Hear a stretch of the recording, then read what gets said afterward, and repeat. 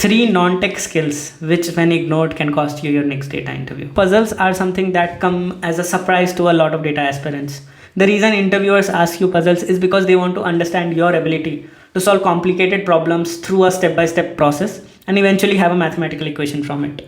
So basically, if you want to learn puzzles, my recommendation is go to Gigs for Gigs. They have around 100 puzzles.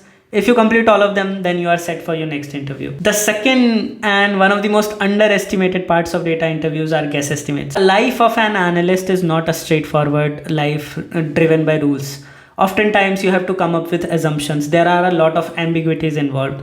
The reason often interviews ask guess estimate is because they want to understand how good are you at forming hypothesis and how will you tackle a problem where you have almost no data. So these are questions like how many Swift Desires are there in Bangalore? What the interviewer expects from you is to come up with logical hypothesis and arrive at a question. There is no right or wrong answer to it. It's all about your approach. Third, and probably one of the most important part of data interviews as you grow senior into your role, are case studies. Oftentimes, case studies are being asked because they want to understand how do you translate real world business problems into data problems and come up with solutions for it.